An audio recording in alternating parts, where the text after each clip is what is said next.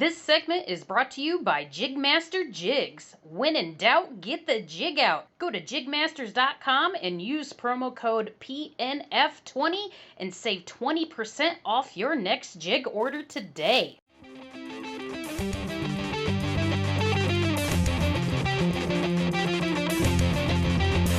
Let's go! This is the Chasing the Tide saltwater segment on the Paddle and Fin Network. I'm your host, Dustin Nichols. So come along for the Saltwater Shenanigans.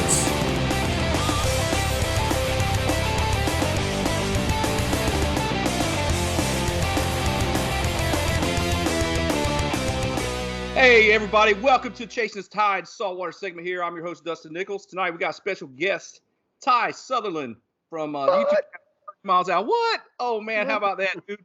He's been back in Texas for a year and I didn't even realize it. Yeah, man. Yeah, I know, man. So, glad to have you on the podcast here, man. Thanks for joining me tonight. I want you to introduce yourself to everybody and, tell them a little bit about yourself. Start off with. All right. My name is Ty. I'm the host of 30 Miles Out Kayak Fishing TV. I'm a kayak fishing TV host and guide here in Rockport, Texas. And that's that. I'm usually in a plastic kayak. Yep. Oh, yeah. Well, what got you into that? What started you? I'm sure, like a lot of other guests I've had on here, we all started fishing at a young age. So give me the backstory on you starting fishing and then how that progressed into getting into these plastic boats. Good Lord, man. I'm old. I'm a Cajun, bro. It's in the blood. It's in everybody across the Sabine. Everybody's in the water. You know, I got wet feet. Yep. My mom was a Boudreaux. I speak Cajun French. I mean, I was born in the water. It's in the blood. It's everybody's. When you go down there, there's strip nets hanging on chain link fences, and everybody's got 3 boats. And all my cousins will pull me in the swamp and catch alligators and let them go by my grandma's house and pirogue. They'd all built pirogues, and we were paddling pirogues when we were little, and if we weren't running on the bank, we were in a pirogue or aluminum boat. Yeah. My cousin Paul Prazion ran a 14-foot aluminum boat when we were 13, couldn't drive, but his mom would let him back in across the street. Once we got in the bayou, we could hit the intercoastal and we were gone. It was like gone. 14 years old, we could go to the mall if we wanted to. I mean, it didn't matter. It was cool. So just always in the water my whole life, man, and it just progressed. And we went from paddling pirogues to aluminum boats to Carolina skiffs to big offshore console boats, and then kayaks came along and started having kayaks with boats, and then the kayaks just started using them a lot more. So finally sold all the boats and just stayed with kayaks, and that was like 18 years ago. Yeah, I know. It's just such the ease of access for them. I probably sound like a broken record on that, but that's the truth to those. I mean, any public access, landing, launch, roadside easement, or anything. It might be a little bit different in Louisiana because property owners own water rights over there. But I know over here, I mean, any place on the side of the road, you can about pull up and access water. You can launch. So that's what's cool. That's what's cool about kayaks. That's a big advantage. And then getting there, being able to get places that some of the boats can't.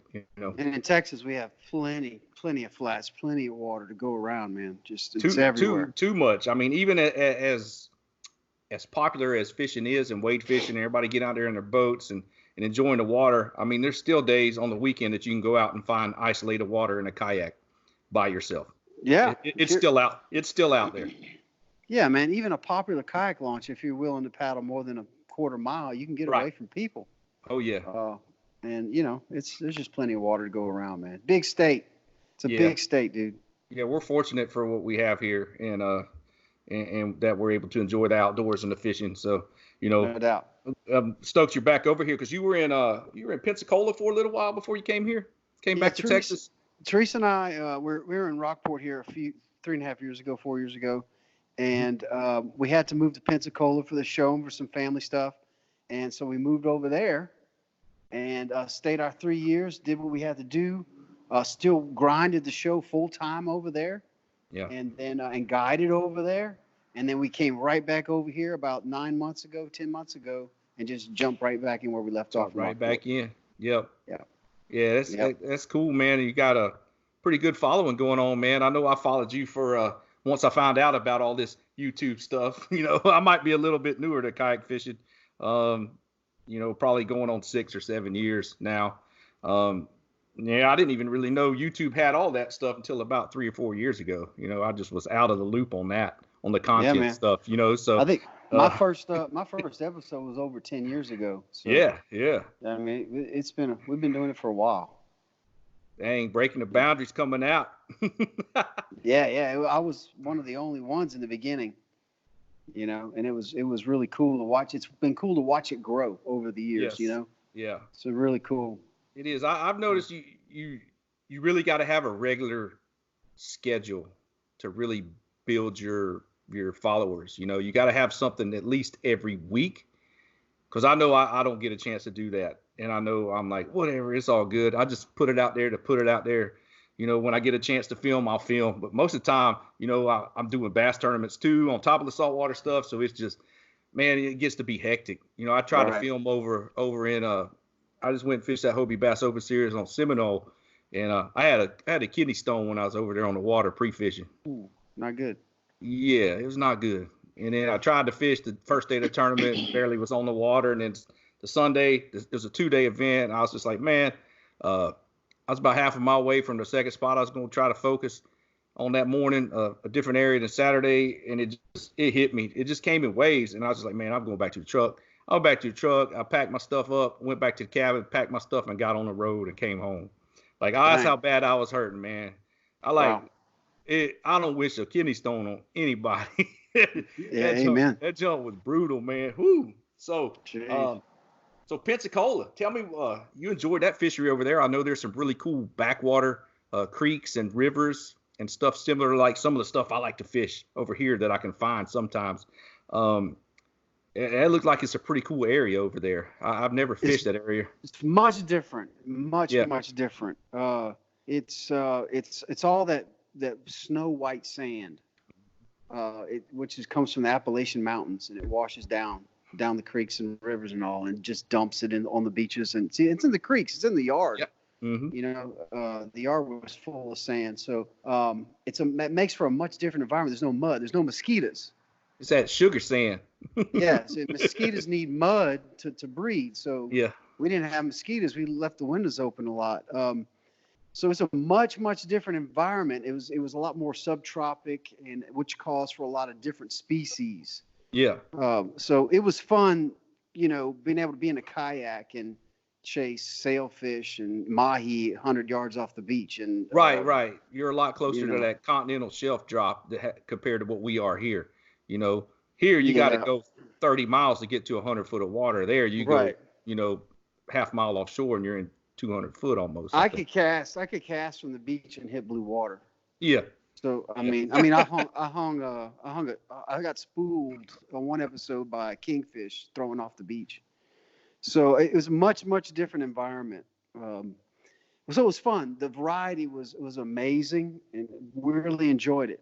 That you don't have the inshore habitat and all the inshore estuary that you have here in Louisiana. Yes. Places like that. It's mostly just white sand, bam, Gulf. Mm-hmm. There's some little bayous and there's some small bays, but mostly it's a sound and Gulf. Yes. So the inshore here is amazing for that, but over there it's all about the blue water. Yeah, it was all about more offshore. I fished the St. Mark's area. Down south of Tallahassee. It's like the little lost world south of Tallahassee. Stayed at a fish camp there. It's just an amazing area because you could fish 1 mile up the river there, and just we were catching tons of largemouth on frogs in the evening on the evening bite, and in the morning we go launch on the flats over by the St. Mark's Lighthouse and just awesome speckled trout topwater bite. We were there in September. Very similar flats to what we fish here. So I just transitioned right over to that, and it's just like, man, I was up in like a 2 foot of water along the grass, throwing topwater, catching trout, over the sand pockets, catching the redfish, on ripping, sand eels through there, Norton sand eels or the other paddle tails. I use the cadence, and and just it was just very similar, over there. But Pensacola sounds like there might be a little There is some flats, but most of it's like just river and like backwater estuaries that you can fish. Nah, it's. No? I mean, there's a little bit. There's Little not a bit. whole lot. Like I said, it's mostly just some water, a sound that runs parallel to the Gulf, Yeah. and then Gulf. Yeah. So there's not a whole. You don't have these massive expanses like we do here of flat. Like the bays You know, like everywhere. 10-mile deep bays. Yeah. You know, Yeah. with flats that go for 15 miles. Oh yeah. Like It's in the more Laguna like just Madre, houses, Yeah. sound, Gulf. Oh wow. You know what I mean? Yeah. So it's a lot tighter. But Yeah. the blue water is where it's at there because you have a lot of beach. You have a lot of beach. So, and there's then no they wind. put in all those reefs, artificial reefs along Navarre. Yeah. Yeah, all those reefs are like a half mile to a mile and a half offshore for like 12 miles or something down the beach. And the key there is that the Gulf is like a swimming pool there. It's nothing like here. It's there's so much vegetation. It's so hot and still and humid that it's still. It's just still 90% of the time. You know, like when you were South Florida. So so the Gulf is like there's 70-year-old women paddleboarding a mile out. You know. Yeah. Cruising around. Every morning. Every morning. Yeah. You know. So unless you get a swell from a storm that enters the Gulf, it's usually pretty manageable over there to go offshore a lot. You know. Right. Like 4 times a week. Which is You cool. know. You just take some big rig out there, get you some hardtails, catch some bait, drag some ribbon fish, you know, have some fun with some poppers every now and then. Not so much ribbon fish in the Panhandle. It was more about cigar minnows and sardines. Cigar minnows and sardines. Cool. Yeah. Sweet. Yeah. Now in Texas, it's more about the ribbons. Now in Jacksonville on that side, it was all about the ribbons. Ribbon fish and live eels for cobia over there for the ling. Mm-hmm. Well, they call it ling over here, but yeah, that's what we would do growing up in Southeast Georgia. Same thing. I was on St. Simon's Island. We're right on the coast. Live eels was the ticket for me for cobia. Pitch it to a cobia. They're not resisting a live eel. And over here, you can throw them a croaker or a live mullet too. But if you can get your hand on some eels over here, that's the legit cobia bait. No doubt. Yeah. No doubt, man. Yeah, man. We're so glad to be back in Texas. So grateful for all the people that have been booking with us, and grateful for the show is just picking up steam because we're back home, and everybody's like, "Man, we're so glad y'all are back." And where you been? So it's just good to be home. Yeah, that's cool. And you fish a lot with your wife, right? I mean, y'all fish together a ton. Yeah, Teresa and I mean, we're pretty much co-hosts on the show. So yeah. And you know, she runs a ton of the business for 30 miles out and runs the guide service. I'm the spearhead out there with the people most of the time. She's out there some of the time, but she's all coordinating it, getting the people where they need to be and whatnot. And we're just us two, man, doing all of it. Yeah, doing all, man. Props on that, man. I wish I could step away from that daily grind, that shift work job, and have something to fall back on like that. You know, I will cater on occasion. I was a chef by trade before I started working at the plant. I've been at that plant 21 years, but you know, I love food. Food is one of my passions. But man, you don't like the catering? I got so burnt out on it. I'd have to kill myself. Well, I got burnt out in the restaurant field before I started out at the chemical plant. But the catering, I mean, I'd have to work every day of the week, and then it wouldn't be fun. Yeah, man. You know, it's fun when I get just to pick and choose. It's important to do what you love because everything's a grind. So if everything's a grind, you might as well grind on something you're super passionate about. And I learned that. I've never had a job my whole life. I learned that at a very early age, bro. Yeah. I mean, when I was 12 years old, I was grinding in my bedroom on a guitar. Yeah. And as soon as I was old enough, I mean, I wrote a bunch of songs and went on tour. Cutthroat. I mean, just jumped on it. Just jumped on it. And when I burnt that out at 30 years old, I started painting pictures and I jumped on that. I sold truckloads of art. I mean, just whatever I'm passionate about. After the art was done, I'm like, I want to host a fishing show. So just there is no backup plan. There is no answering to nobody. Mm-hmm. I mean, that's just the way we roll. That's how it is at work. You know, I work shift work, so I mean, I only work 14 days out of 28. So during the week, if you know, my wife and daughter, she teaches at school my daughter goes to, so you know, I got a lot of time. I can get on the water a lot. You know, that's one thing that I'm fortunate about that job is for sure. But yeah, it can't get busy at times. But there, you know, The main thing to me is getting that water time, man. I love being on the water. I love fishing. You know, I love being in that kayak. So, Amen. Anytime I can get out there Amen. and get on that water, man, it's a blessing, man, because it's like it relieves the stress. It's just like an unwind. You get to, you know, chill and go find some fish. I mean, you find yourself in some really cool areas sometimes that lead you. You know, like I was saying, St. Mark's, man, that I never would experience that if I wouldn't have went down there to go fishing in a kayak. And that place is just like, it's like set back in time. I mean, we left our gear out at the fish camp. We left kayaks. We left coolers everywhere, food, barbecue pits. I mean, like Traegers. We left there was stuff everywhere, like probably 60 fishing rods rigged up, freshwater, saltwater. There was like 8 of us, you know, and nobody touched anything. No problems. Cool, left stuff unlocked. And it's like, man, I said, I don't know if I could go to Port O'Connor and do that. Somebody done ran off with something. They take it out the back of your truck now sometimes. So it's like, man, that's the one thing I don't like is that you work hard for something and somebody just wants to steal it, you know? And that's why I was like, man, this place was lost in time because it was like everything was so laid back down there. It's just like, man, I can get used to that. So that's going to be a recurring trip for me to go back over that way because it's pretty dang fun experience, you know? There's a lot of good spots on the Gulf of Mexico, man. Yeah. A lot of good places. Well, where all is kayak fishing led you around here? You fished anywhere over around the Atlantic side too? You gotten over that way? Man, I fished every major point on the Gulf of Mexico from Mexico to Key West. Yeah. On the Atlantic side, I've done mostly Central and South Florida. But you know, hammered every part of the Gulf. Yeah, every part you can imagine. Point of Shane and Grand Isle and all over there, Mobile area. Yeah, Louisiana. Oh, yeah, man. Shoot. Yeah, I mean, I grew up fishing Point of Shane, which means Point of the Oaks in French. And a lot of those oaks are died because of saltwater intrusion. But now that's like a huge kayaking spot. It's like a mecca. I never thought I'd see the day. When I was a kid, the Indians ran me out of there one time. I mean, there's a lot. They didn't discover those people down those bayous until they started drilling oil. Yes. The homeless Indians and stuff that lived down those bayous. So like in the 50s, they discovered them. So that place was uncharted 50, 60 years ago. That's crazy. And now it's a place to be. Yeah. You know, my mom used to teach school down there. She had 2 years of college. And they were like, we just need somebody to go down there and talk English. Most of them spoke French.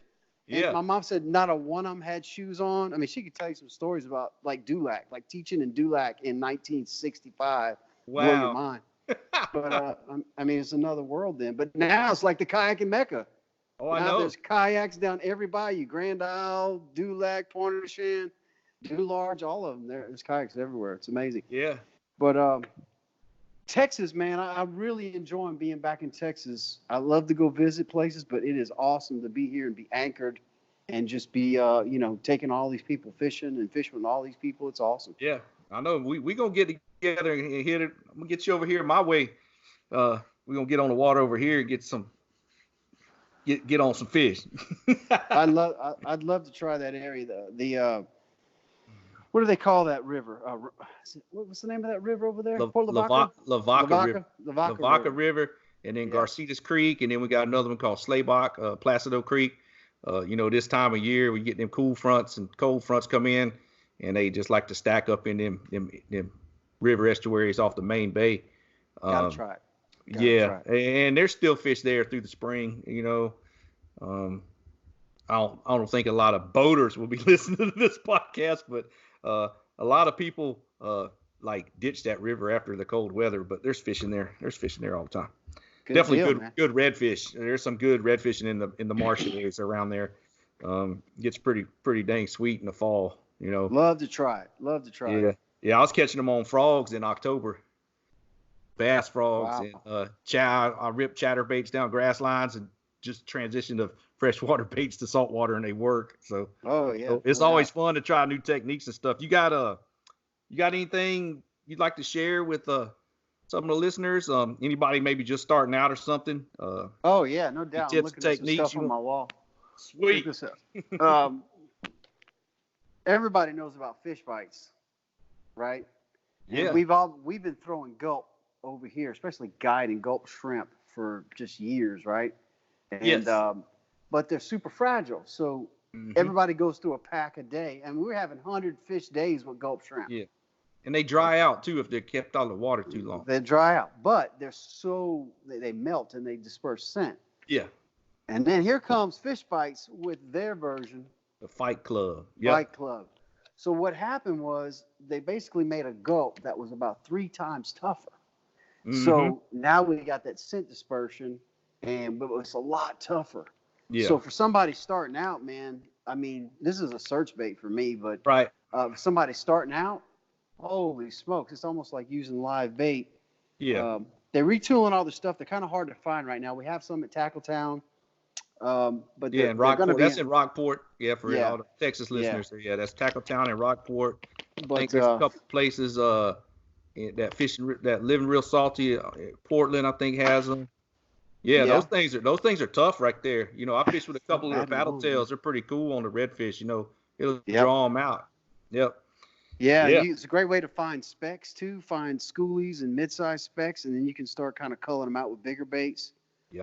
But I mean, it's just a great search tool. It's just it's amazing, man. We've had a lot of luck with them. A lot of luck with Fish Bites. Yeah, just like you say, you know, search bait. You know, that's when you're just covering water, you're fan casting, maybe in an area you know the fish might be there, and then you're gonna find out where they're at. And then sometimes I'll have that bigger profile swim bait tied on, or that glide bait, or I've been, you know, for the speckled trout, I've been fishing like it's a jerk bait. It's a lipped, real skinny, like minnow style bait, a hard bait though, and you just rip it through the water and pause it, rip and pause. And you know, I that's a big bass technique I use where there's a lot of hydrilla or milfoil, you know, 4 or 5 foot under the water. Jerk bait, or like a fluke. No, sir, a jerk bait. It's a hard bait with treble hooks. Oh, jerk bait, lip jerk. Yeah, bait. lip jerk bait. Yes. Yeah. Okay. Yeah, I had some pretty solid trout this year on those so far in the wintertime. Anywhere there's a little, you know, 3 to 5 foot drop off of the shell, the reefs around where I've been targeting a lot lately, that them trout can't stand them things when you twitch them and it pause them, kind of like a corky, the same way you work in that corky and then you stop it and then doink, you know, it's like that thump. You know, they about rip the rod out of your hand sometimes with that jerk bait. You know, it's what kind of jerk baits are you using? I use the Berkeley. Yep, got some in here, like the 110. Yeah, they're and then I use the KVD jerk baits, and then I'll use the Rapala Ripstop. Some of those, they have some of those. But man, I thought I had some in here, but I do not. I know what you're talking about. Yeah, they run 3 to 5 foot deep. Yeah. Right. So you got to have some water. You can't have much grass around. Yeah. But that was a big deal in Pensacola, and I've been trying to bring it over here, and I've been seeing people do well with them, and I really want to start using them again. They have shallow run. Berkeley has some shallow runners, the ones they only go 2 foot deep. So if you do find that suspended grass, the way they run, they like stop and they just suspend. They just kind of sit there. So they'll just look like a fish pausing. So they'll like jerk, and then like real erratic. I usually jerk mine on slack line because it just makes it dark crazy, and then it just stops. And then them fish, bam, they just slam it. So no doubt. Giving away some of them tips. There you go, man. Why not? Yeah, man, that's anything that you can help, man. If I just help one person, I'm happy. You know, if I can help somebody improve their catch skills or learn different techniques or tactics, you know, I'm game for that too, man. I like to share information. I like to write about it, you know, and share it. So that's cool, man. Yep. Nothing comes to a closed fist, man. Everything comes to an open hand. So I'm constantly giving as much as possible. Yeah. Oh yeah, you go a lot farther like that, giving than taking all the time. Damn straight. Oh yeah, you better believe, man. Yeah, that's biblical. That ain't me. Yeah, that's it. Yes, sir. Come back tenfold. Yeah, it does. Yes, it does. Hey, what's your most memorable catch here we're talking about on a kayak itself? Like, I know you had probably had some awesome ones over there in Pensacola with that offshore access. Man, so many, dude. Here at home, So many. Mm-hmm. oh geez, you know, we've hung some, like this summer for the first time ever. I jumped a 5-foot tarpon in a neighborhood in Rockport. That's been one of the most epic things I've ever done here at home. Yeah, in some of the canals. In the canals, I probably woke people up.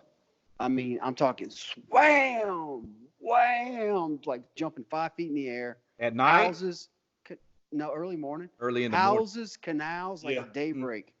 Boats everywhere, super tight. Mm-hmm. And if there was one, there was 100 in there, and I was screaming like a 10-year-old girl. Yeah. I could not believe it. I've seen them like that in Corpus. In the canals. Inshore? Yes. How long ago? Last year. They weren't giant, but they were, 3 foot long. They're juveniles. Let me tell you something. Before I left to go to Florida, that was non-existent. Yeah. We did not have inshore tarpon here. We had not. Yeah. I never saw one. And now since that hurricane, all of a sudden we got inshore tarpon in the canals, and they're catching snook inshore, setting snook records on the fly inshore in creeks. I'm like, what is going on? Yeah, I caught one that was like 27 inches in a canal in Corpus, a snook. That darn hurricane flushed this place out and changed the environment. It did. I caught speaking of the Lavaca River, I caught a 32-inch tarpon in there in December of 2018. A 32-inch? 32-inch, juvenile tarpon. In December? Uh-huh. Wow. It was warmer. It was a little warmer that year. That water temp was still in the upper 60s. You're up a creek? I was up the river there, probably that's about 7 miles from the mouth of the river at the bay. Love to hear that, man. I love to hear that. And I thought I had the biggest trout of my life until I saw it jump. A buddy of mine, Dean Thomas, caught a Caribbean lobster last week in Corpus. Dean, Slow Ride God Service. I've been meaning to keep on here. Yeah, he's real good friends with Camille Knoll and Scott Knoll. Camille's the territory sales manager for Jackson in Texas and Louisiana, Alabama, all over. Yes. All over the Southwest. Yeah, Dean, I've been looking to. I need to get him on here too sometime. Yeah, I saw that spiny lobster. Nuts. I don't know what's going on around here, man. I thought he was joking, but I guess it's real. No, it's real. I think that it was just like a forest fire, and it's just like a clean burn, and then now everything is sprouting up completely different. Well, you see, we got mangroves way up here now too. Y'all didn't used to have them? We didn't have the mangroves like that up here as thick as they are. You see the little seeds floating around all over. So the hurricane probably blew the pods way inland, and then they sprouted. That's amazing, man. Yeah, get some cool stuff up here. So this is all audio. This is a podcast, right? We're all audio here.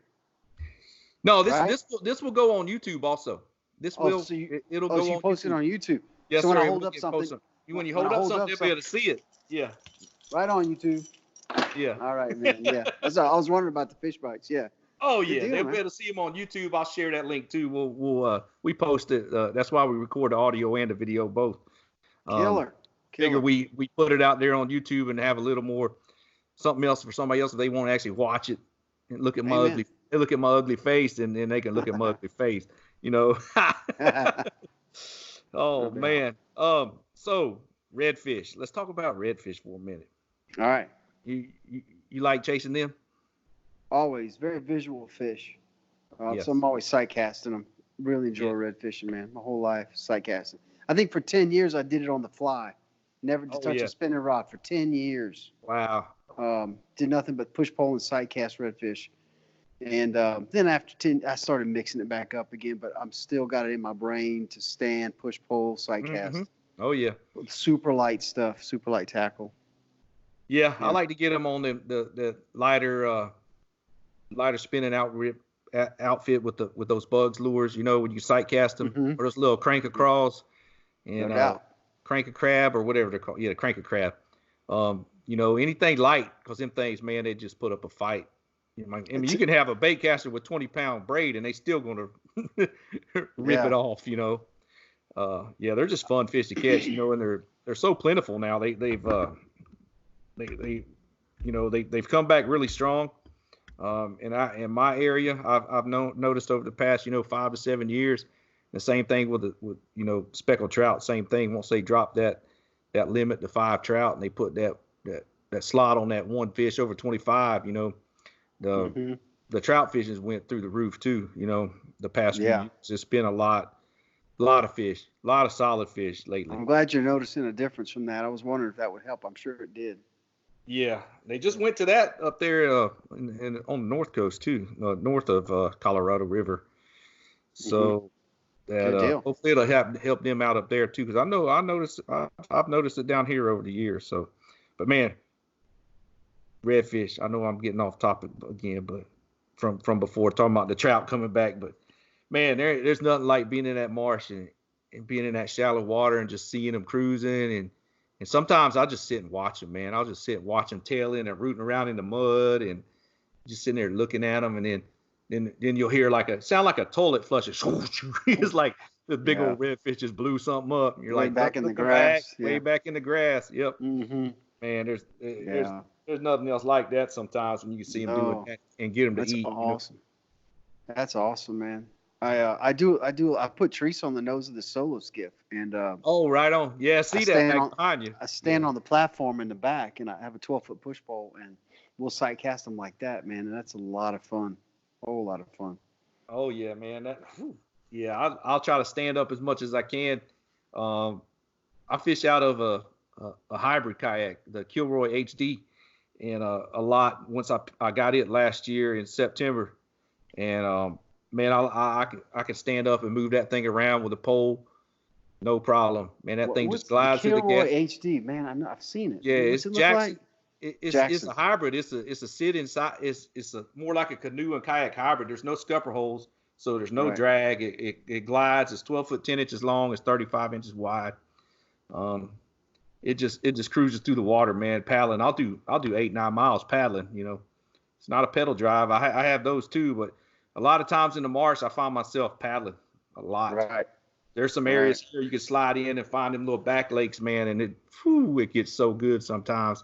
It's hard, you're in there, you're in a foot of water in that thing, and it's just gliding and cruising through there. Right. Bonafide's got that EX 125, which I think is about the same thing. About the same thing. Do you sit on the hump? You sit behind the seat on the hump? No, mine don't have a hump. Mine's got an open cockpit behind the seat where I could put a crate behind it. Yeah. Oh, okay. Mine's more open. Mine's more of an open cockpit. Okay. Like that. Some of them got a hump behind it. Yeah. They have a hump, and you can actually sit on the hump. I've been really contemplating one of those. Wilderness has one that's got that hump back there you can sit on. Commander, I think it's called. Commander, yeah. Yeah, it's that canoe kayak hybrid. Native has the Ultimate FX. Ultimate, right? Yeah, those are pretty sweet too. Yeah. They have a pedal drive version of one of those too. They're pretty dang sick. I've had my eye on those for a long time, man. I might end up getting one.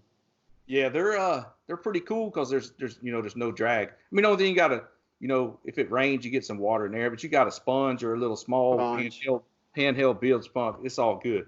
You're not going to sink that thing. Yeah, a lot of people are like, I think put off by the sit inside deal, but man, I've been in that thing more than my other kayaks so far. No doubt. So it paddles real easy, right? It paddles well, very well. Tracks well. What about the tracking? It goes straight? It tracks really well. Probably because you're sinking deeper into the water. Yeah, you're in the water. It's got the hole, the way the hole's built with a keel and the it just cuts through that water the way they design that hole, man. It's pretty dang cool. Right. I've been enjoying that boat a lot. It's gotten, I'm wearing it out. That's cool, man. Yeah. I'm trying to get a longer, faster boat, so I'm trying out a Wilderness Thresher 140 right now, the 14. Yeah. And it's fast, but it needs a rudder. It just keeps breaking away the back end, the front end. Yeah. So it definitely needs a rudder. But I was thinking that sit inside probably is not that critical. Yeah, it'd be great with a rudder. It would help it, but I've not had too many problems with it, and I've fished in the winds and everything, a lot of the areas over here, I like to target some of the stuff on the eastern areas. So when there's a northeast wind, you kind of deal with it a little bit, but something's updating. Yeah. So yeah, man. The sit inside, man. I just can't get away from them, man. I don't know. It's just a pretty dang sweet boat, man. It's kind of hard to stay away from it. So yeah, if you get a chance to try one out, try one out, and I will. Native or wilderness or whichever brand, jump in one. I don't know. I have a video where I'm in that Bonafide at ICAST in Orlando. I actually demoed it in the water, man, and that thing was pretty sweet. Same kind of thing, Yeah. Oh yeah. They just glide, man. There's no drag when you're paddling them. There's no drag at all. So it's little, not as much effort as I would put in a Liska or a Mayfly. It just glides. Right. So that's what I would yeah, expect. man, I've been in that thing, and I can't get out of it right now. Don't blame you. Don't blame you. Man, redfish though. Whoo, man. So you want to, everybody, we mentioned earlier, Ty and Teresa, his wife, they started a show called 30 Miles Out TV. It's on YouTube. Get them, check them out, and what I wanted to ask you, how'd that idea come about, and how'd you come up with that, wanting to do that? I'd always wanted to hunt. I'd always wanted to host an outdoor show. Mm-hmm. I got to do everything else I ever wanted to do: play music professionally, do art professionally. Only thing left was hosting an outdoor show. Yeah. So a cousin of mine in Mobile, Alabama, had a hunting show on the Pursuit Channel called 180 Outdoors, and they were constantly filming in Texas. It was a lot of hunting. And he kept calling me, saying, "Hey, man, I need a cameraman. We'll be in San Marcos. We'll be in West Texas. We'll be here and there. Will you run camera for me?" Yeah, why not? Sounds like a blast. I'm a huge bow hunter, so I hunt a lot. And I got that big old camera out, and I'd shoot for him. And he said, "The turkey's coming. The turkey's ready." All right, I got the shot. Bam! You get it? Yeah, I got it. What you mean? You asking me if I got it? I got it. Yeah, I got it. And he's like, "God, dog, man, everybody that films for me, they're from California, New York. They ain't never been hunting, they never been fishing. And shotgun 12 gauge goes off, and they jumping, and they don't know what to do, and they don't know where the animals are going." He's like, "You're a natural for this." And he said, "Plus, you're good on camera." And then about that time, YouTube came on. I was like, "I'm gonna do my own outdoor show." I had a record out when in my 20s, in the 90s, and it had 30 Miles Out on it, and it had another song called Water in My Veins. I own the rights to all those songs. So I was like, well, I'll use one of those and just make a outdoor show. And then I picked 30 Miles Out, and it was going to be hunting and fishing, and then the kayaks took over, and and here we are today. So the song 10 years later. So the song came before the show. I thought maybe the show was made and then you wrote the song for the show, but the song was out way before the show. That's that sweet. Song, that record came out in '96, and I had a single on that record called Utah that got a good bit of radio play. So I was touring up and down the East Coast and all over the Gulf Coast and even out west a little bit, and so I had that record, and I always knew I kind of probably would use one of those songs if I ever did anything outdoor oriented. And that's how it came about. So when YouTube came along, I said, I'm doing a freaking outdoor show, and I'll use one of them songs. And 30 Miles Out was the ticket. Dang, that's pretty cool. Yeah, man. That's how it happened. How many shows have you done up to this day? How many episodes in 10 years? How many episodes? Do you know? 700 or something. I don't know. It's a lot. Good grief, man. It's a lot. I mean, we put out one every Thursday. Every Thursday, right? Kayak fishing episode every Thursday. But like next week, we got like 4 other ones. Just like tips. Some rigging tips and like. We did a little quick bow fishing trip. Cool. We were shooting sheephead because it was windy. Those are some good eating too. Yes. And just like a little tips, some stuff on the new kayak. Just anytime we see a window of opportunity to teach or to show something, we just throw up a bunch of little videos. But every Thursday is like full blown kayak fishing. Full blown kayak, and y'all fish out of Hobie's, correct? Yeah, we have 4 Outbacks in here. I don't know if I can. I'll turn it. There's 4 Outbacks back there, and 1, 2, 3, 4 solo, and then I've got an Old Town Topwater 120. Oh, sweet. And at the house, we've got that Thresher 140 and Teresa's Compass. Oh, sweet. Right. So when we guide, we usually have people meet us at the Yak Shack. Pick your boat, man. Pick your boat. What you want. The Yak Shack, huh? Yeah. Yeah. I noticed you was on you jumped on with my boy Matt Murphy the other night. Old Murph Dog. Yeah, man. If I throw a tennis ball against that wall, he can hear me. He's on the other side. Yeah, he's on the other side. Oh. Yeah, he's on the other lane, like 2 or 3 down. But we back up each other basically. Oh wow, that's cool, man. Yeah, I'm gonna have to get him on board here too. And now that he's down in Rockport full time, I'm gonna have to get down there too, fish with him, son. Me and him, we normally fishing against each other in all the tournaments. I missed a lot of the saltwater ones last year, but I'm hoping to get some of them this year. I was bummed I missed that one. We had a tournament this past weekend on Lake Fairfield that I went and pre-fished for it. It was pretty dang good, but then that one popped up. They have one at Rockport this weekend. Yeah, Matt got second. Chris Castro got first. Yeah, my boy Chris. He was my first guest on the show. My boy Chris was on some fish, so I'd been on some trout, so I was kind of bummed too because that one fell on the same day as that bass tournament. So it's like, man, it's like a toss up, but I had to work. I got forced to work overtime. So sometimes that happens, at working at a plant job like that. Some people, you might be lower than somebody and like, oh well, you're the low man, you got to work. That's what happened. Work happens sometimes. It does. So yeah. So I'm gonna fish one this weekend. I'm gonna fish one this Saturday. We got one on Lake Fayette at San Antonio kayak fishing. My boy Eugene Mora puts those on. And he does a split trail. He's got 2 freshwater events and 2 saltwater events, and your best 3 finishes count towards your overall score for the year. Is it north of I-10? Is it north of I-10? Yeah, little bit. Yeah. I can't go. Can't go? I got a strict rule. I don't go north of I-10, man. It is north of I-10 by just a little bit. Yep. Can't help you. You can come to the one at Coletto then by Victoria.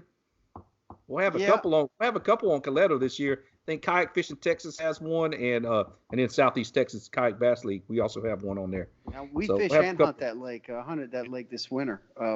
But yeah, we fish it every now and then. Bass fish it. Yeah. That's my local lake. They just put out a bunch of structure this weekend, this Saturday. They put out like 12 different pieces of fish structure throughout the lake. Come on. GBRA, I have all the coordinates on there for all them freshwater people out there. I do like to catch them bass too. So, man, I really enjoyed having you on tonight, man. It's cool for you to come on and get to know you a little better too, because we just been Facebook friends for a while. And when I saw you on with Matt the other night, I was like, man, you know what? I said, when I get a chance, I'm gonna reach out to Ty and get him on the podcast here. And then Chasing the Tide here, we're focused on saltwater, but I've had some guys from other states, but a lot of my guests, they're from Texas.